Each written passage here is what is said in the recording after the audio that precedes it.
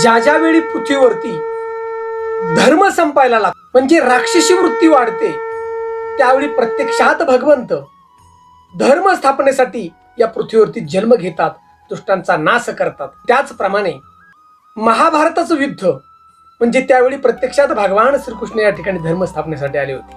आणि या महाभारताच्या रणमैदानावरती अर्जुनाला भगवान श्रीकृष्णांनी ही भगवद्गीता सांगितलेली होती. माणसाच्या जन्मापासून मृत्यूपर्यंत माणसानं करावं काय आणि जीवन जगावं कसं, ही भगवद्गीता आपल्याला सांगते. बघा, आपल्यासाठी अमृताचा ठेवा आहे.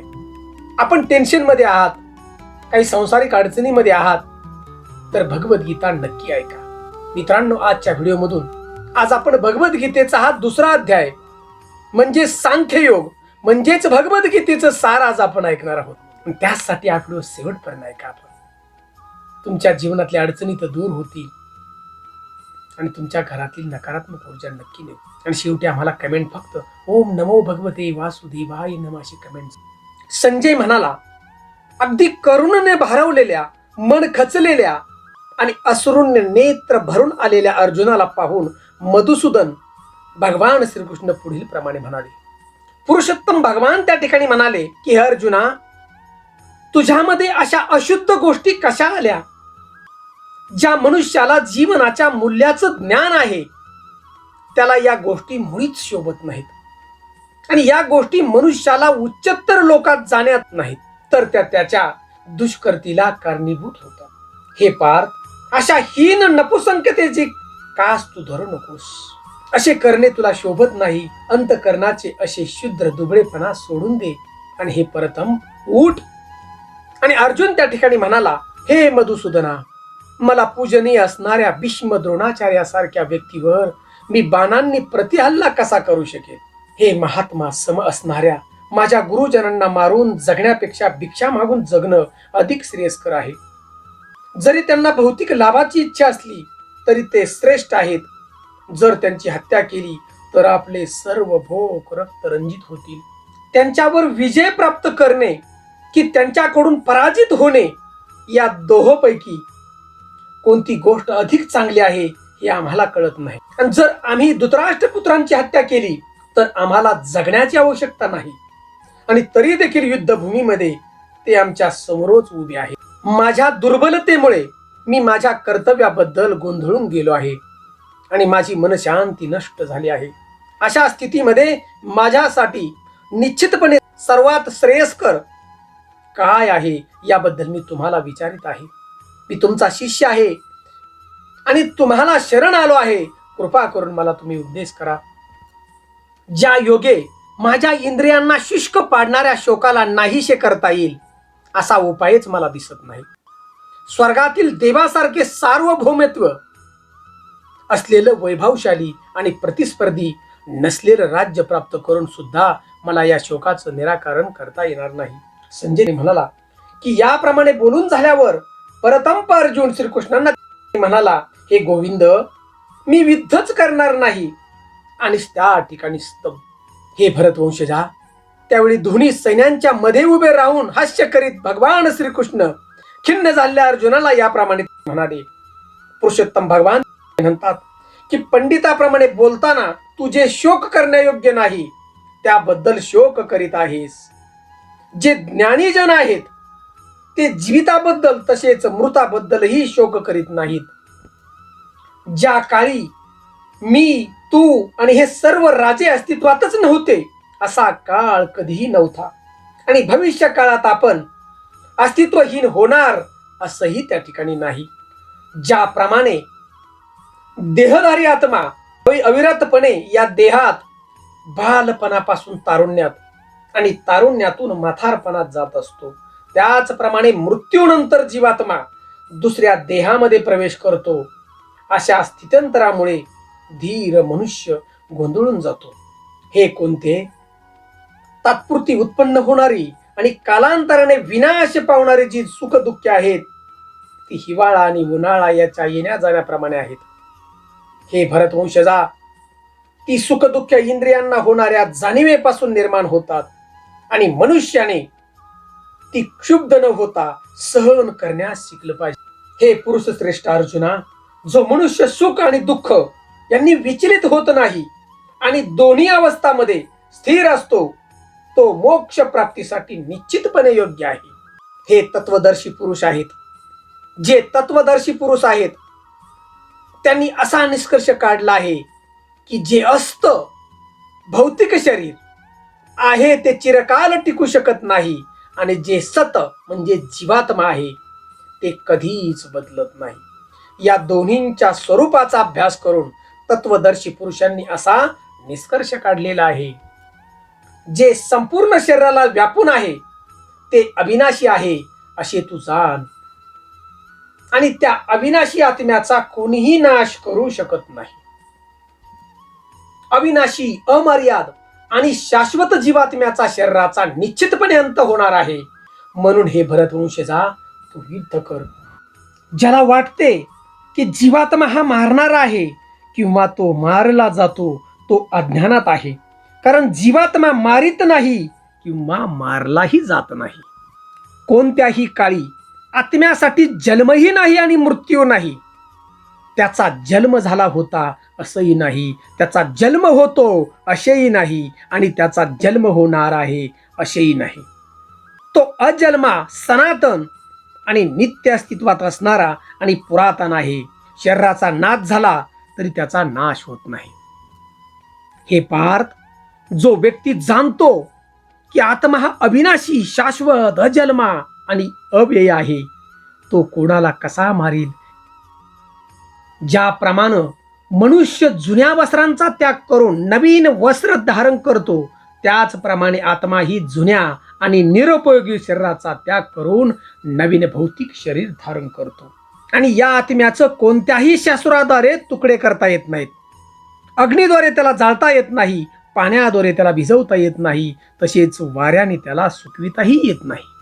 हा आत्मा अविद्राव्य व न तुटणारा आहे आणि त्याला सुकविणे किंवा जाळणे हे शक्य नाही. हा नेहमी टिकणारा, सर्वव्यापी, अपरिवर्तनीय, निश्चल आणि नित्य सारखाच राहणारा आहे. हा आत्मा अदृश्य, कल्पनातील आणि अपरिवर्तनीय आहे असं म्हटलं जातं. हे जाणून तू शरीराबद्दल शोक करू नकोस. तथापि जरी तुला वाटते की आत्मा किंवा जीवनाची लक्षणे हा नित्य जन्मतो आणि नित्य मृत होतो, तरी हे महाबाहो तू शोक करणं योग्य नाही. जो जन्मला आहे त्याचा मृत्यू निश्चित आहे आणि तो मृत झाला आहे त्याचा जन्म निश्चित आहे. म्हणून तुझ्या अपरिहार्य कर्तव्य पालनात तू शोक करणं योग्य नाही. समस्त जीव प्रारंभी अव्यक्त असतात आणि मध्यावस्थेत व्यक्त असतात आणि विनाशानंतर पुन्हा अव्यक्त होतात. म्हणून शोक करण्याची काय आवश्यकता आहे? कोणी या आत्म्याकडं विस्मयकारक म्हणून पाहतं, कोणी याचं वर्णन अद्भुत म्हणून करतात आणि कोणी याच्याबद्दल आश्चर्यकारक म्हणून ऐकतात. परंतु दुसरे असे आहेत की जे त्याच्याबद्दल ऐकल्यावरही त्याला मुळीच जाणू शकत नाहीत. हे भरतवंशजा, या देहामध्ये जो वास करतो त्याचा कधीच वध होऊ शकत नाही आणि म्हणून कोणत्याही प्राणीमात्रासाठी तू शोक करण्याची आवश्यकता. एक क्षत्रिय या नात्याने तुझ्या विशिष्ट कर्तव्याचा विचार केला असता तू जाणलं पाहिजे की तुला धर्मतत्वासाठी युद्ध करण्यापेक्षा श्रेष्ठ असं कोणतेही कार्य नाही आणि वास्तव तू संकोच करण्याचीही आवश्यकता त्या ठिकाणी नाही. हे पार्थ, ज्या क्षत्रियांना अशा युद्धाची संधी प्रयत्न न करता येते तो खरोखरच सुखी आहे, कारण या संधीमुळे त्याच्यासाठी स्वर्गाची दारे सताड उघडी होतात. परंतु तू जर धर्मयुद्ध करण्याचं तुझं कर्तव्य केलं नाहीस तर कर्तव्य करण्यामध्ये निष्काळजीपणा केल्यामुळं तुला निश्चितपणे पाप लागेल आणि या प्रकारे योद्धा म्हणून तू तुझी कीर्ती त्या ठिकाणी गमावशील आणि लोक नेहमी तुझ्या अपमानाचे वर्णन करतील आणि सन्मान्य व्यक्तीसाठी दुष्कृती ही मृत्यूपेक्षाही भयंकर असते. ज्या मोठमोठ्या महारथी सेनापतींनी तुझ्या नावलौकिकाची आणि यशाची वाखाणणी केली आहे त्यांना वाटेल की केवळ भीतीमुळे तू रणांगण सोडलं आहेस आणि याप्रमाणे ते तुला तुच्छच समजतील. तुझे शत्रू अनेक अपमानास्पद शब्दांना तुझे वर्णन करतील आणि तुझ्या योग्यतेचा उपहास करतील. याहून अधिक दुःख कर असे तुला काय आहे? सुख अथवा दुःख, लाभ अथवा हानी, जय अथवा पराजय याचा विचार न करता तू युद्धासाठी म्हणून युद्ध कर. असं केल्यानं तुला पाप लागणार नाही. आतापर्यंत या ज्ञानाची पृथकरणात्मक माहिती मी तुला सांगितली आहे. आता मी निष्काम कर्म कसं करावं याचं वर्णन करतो, ते तू ऐक. हे पार्था, जर तू या ज्ञानाच्या आधारे कार्य केलंस तर कर्मबंधनातून मुक्त होऊ शकतो. जे या मार्गावर असतात त्यांची बुद्धी दृढ निश्चय असते आणि त्यांचं देहही एक असतं. हे प्रिय गुरुनंदन, जे डळमळीत वृत्तीचे असतात त्यांच्या बुद्धीला अनेक फाटी फुटलेले असतात. अल्पज्ञ लोक वेदामधील अलंकारिक शब्दावर अत्यंत आसक्त असतात, कारण त्यात स्वर्गाप्रत उन्नत होण्याकरिता निरनिराळी सकाम कर्म, त्यापासून मिळणारा चांगला जन्म, शक्ती इत्यादींना मान्यता देण्यात आली आहे. ऐश्वर्यशाली जीवन आणि इंद्रिय तृप्तीची इच्छा असल्यामुळं ते म्हणतात की याहून अधिक महत्त्वपूर्ण असं काहीच नाही. जे लोक इंद्रिय तृप्ती आणि भौतिक ऐश्वर्यात अत्यंत आसक्त झालेले आहेत आणि या गोष्टीमुळे जे मोहग्रस्त झालेले आहेत, त्यांच्या मनामध्ये भगवंताच्या भक्तिपूर्ण सेवेचा दृढ निश्चय होऊ शकत नाही. वेद प्रामुख्याने भौतिक प्रकृतीच्या 3 गुणांचं विवेचन करतात. हे अर्जुन, या 3 गुणांच्या पलीकडे स्थित हो, सर्व इंद्रियातून मुक्त हो आणि लाभ व रक्षण यांच्या काळजीतून मुक्त होऊन आत्मपरायण हो. लहान विहिरीद्वारे होऊ शकणारी सर्व कार्य मोठ्या जलाशयाकडून त्वरित होऊ शकतात आणि त्याप्रमाणे ज्याला वेदामार्गाचा हेतू माहीत आहे त्या ज्ञानी मनुष्याला वेदांची संबंधित असलेली सर्व कार्य सहजपणे प्राप्त होतात. तुझे नियत कर्म करण्याचा तुझा अधिकार आहे, पण कर्मफलावर तुझा अधिकार नाही. तुझ्या कर्मफलास तू कारणीभूत आहेस असे कधीही समजू नकोस. तसेच तुझे कर्तव्य न करण्यामध्येही तू आसक्त होऊ नकोस. हे अर्जुना, यश आणि अपयशाबद्दलच्या संपूर्ण आसक्तीचा त्याग करून समभावाने तुझं काम कर. अशा समभावालाच योग असं म्हटलं जातं. हे धनंजय, भक्तिमय सेवेद्वारे सर्व निंद्य अशा कर्मांना दूर आणि त्या भावनेमध्येच भगवंताला तू शरण जा. जे आपल्या कर्मफलाचा उपयोग घेऊ इच्छितात ते कृपणाच आहेच. भक्तिपूर्ण सेवेमध्ये संलग्न झालेला मनुष्य या जन्मात सुद्धा चांगल्या आणि वाईट कर्मापासून मुक्त होतो. आणि म्हणून योगयुक्त होण्याचा प्रयत्न कर, कारण योग हेच सर्व कर्मातील कौशल्य.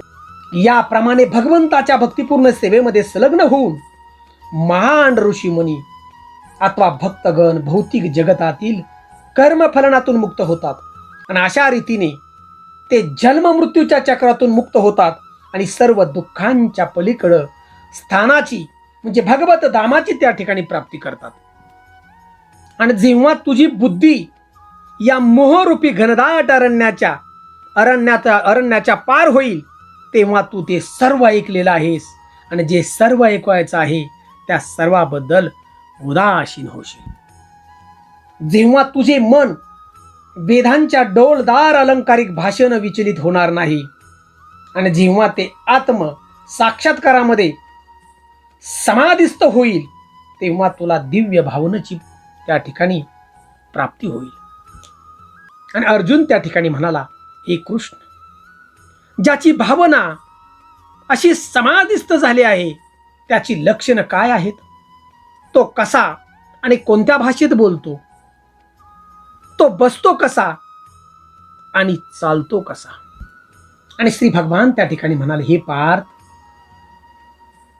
मानसिक तर्कवितर्कामुळे उत्पन्न झालेल्या इंद्रिय तृप्तीच्या सर्व प्रकारच्या इच्छांचा मनुष्य जेव्हा त्याग करतो आणि त्याप्रमाणे त्याचं शुद्ध झालेलं मन जेव्हा केवळ आत्म्यामध्ये संतुष्ट होतं तेव्हा तो स्थित प्रज्ञ अर्थात विशुद्ध दिव्य अवस्थेमध्ये स्थित झालेला आहे असं म्हटलं जातं. जो त्रिविध तापांनीही मनामध्ये विचलित होत नाही किंवा सुखामध्ये हर्ष उल्लासित होत नाही आणि जो आसक्ती, भय आणि क्रोध यापासून मुक्त झाला आहे त्याला स्थिर मन झालेला मुनी असं म्हटलं जातं.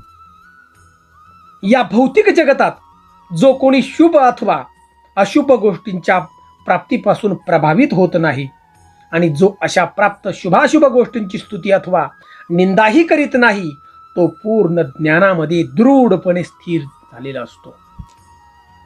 ज्याप्रमाणे कासव आपले अवयव आपल्या कवचात आवरून घेते त्याचप्रमाणे जो मनुष्य आपल्या इंद्रियांना इंद्रिय विषापासून आवरून घेतो तो पूर्ण चेतनेमध्ये अगदी हृदयपणे स्थिर होतो. देहधारी जीवात्मा जरी इंद्रिय भोगापासून निवृत्त झाला तरी त्याची इंद्रिय विषयाबद्दलची गोडी राहतेच, परंतु उच्चस्तर रसाचा अनुभव घेऊन अशी कार्य थांबवल्यास तो चेतनेमध्ये स्थिर होतो. इंद्रिय इतकी प्रबळ आणि उच्च शृंखल आहेत की हे अर्जुना, इंद्रियांना ताब्यात ठेवण्याचा प्रयत्न करणाऱ्या विवेकी पुरुषाच्या मनाला सुद्धा ती बळजुबरीने ओढून त्या ठिकाणी नेतात. आणि जो इंद्रियांना पूर्णपणे वश करून त्याचं संयमन करतो आणि आपली भावना माझ्यामध्ये दृढपणे स्थिर करतो त्याला स्थिर बुद्धियुक्त मनुष्य असं म्हटलं जातं. आणि इंद्रिय विषयाचं चिंतन करीत असताना मनुष्याची त्या विषयाच्या ठिकाणी आसक्ती वाढत जाते आणि अशा आसक्तीपासून काम उत्पन्न होतो आणि कामापासून क्रोधाचा उद्भव त्या ठिकाणी होतो. क्रोधापासून समूह निर्माण होतो आणि मोहापासून स्मृती भ्रमित होते. जेव्हा स्मृती भ्रमित होते तेव्हा बुद्धिनाश होतो आणि बुद्धिनाश होतो तेव्हा मनुष्याचं पुन्हा भौतिक अंधकूपात पतन होतं त्या ठिकाणी. पण आसक्ती आणि अनासक्ती यापासून मुक्त असणारा आणि स्वातंत्र्याच्या नियामक तत्वानुसार इंद्रियांना नियंत्रित करण्यामध्ये समर्थ असणारा मनुष्य भगवंताची पूर्ण कृपा प्राप्त करू शकतो. याप्रमाणे संतुष्ट झालेल्या व्यक्तीसाठी भौतिक अस्तित्वाचं विविध ताप नाहीशी होतात आणि अशा प्रसन्न भावनामध्ये व्यक्तीची बुद्धी लवकरच त्या ठिकाणी स्थिर होते. की ज्याप्रमाणे सोसाट्याच्या वाऱ्यानं पाण्यातील नाव इतरत्र ओढून नेली जाते त्याप्रमाणे भटकणाऱ्या कोणत्याही एका इंद्रियावर मन केंद्रित झालं ना तर ते इंद्रिय मनुष्याची बुद्धी त्या ठिकाणी हरण करतं. म्हणून हे भाऊ, ज्याची इंद्रिय विषयापासून नियंत्रित केलेली असतात त्याची बुद्धी निश्चितपणे स्थिर झालेली असते. सर्व जीवांची जी रात्र असते ती आत्मसंयमी मनुष्याच्या जागृतीची वेळ असते आणि सर्व जीवांची जी जागृतीची वेळ असते ती आत्मनिरीक्षण करणाऱ्या मुनींची रात्र असते. ज्याप्रमाणे समुद्र हा नेहमी भरत असूनही शांत असतो त्याप्रमाणे जो मनुष्य समुद्रामध्ये अबाहतपणे प्रवेश करणाऱ्या नद्यारूपी इच्छांच्या प्रवाहाने विचलित होत नाही. केवळ तोच शांती प्राप्त करू शकतो आणि अशा इच्छा तृप्त करण्यासाठी तो झगडतो त्याला शांती प्राप्त होत नाही.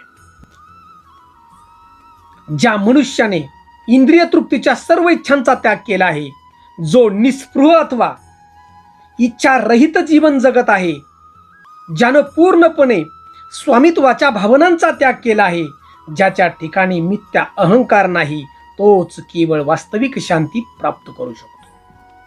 आध्यात्मिक आणि दिव्य जीवनाचा हाच मार्ग आहे आणि याची प्राप्ती झाल्यावर मनुष्य मोहित होत नाही. मृत्यूच्या शेवटच्या क्षणीही जर एखाद्या याप्रमाणे स्थित असेल तर तो भगवत धामामध्ये प्रवेश करू शकतो. तर या प्रकारे भगवद्गीतेचा हा सांख्य योग म्हणजेच भगवद्गीतेचा सार हा अध्याय या ठिकाणी संपन्न झाला. उत्तम प्रकारे जीवन जगावं आणि जीवनामध्ये टेन्शन मुक्त होण्यासाठी आपण या भगवद्गीतेचं वाचन करा, ऐका. ओम नमो भगवती वासुदेवाय नमः अशी क्रमणा मला जरूर करा.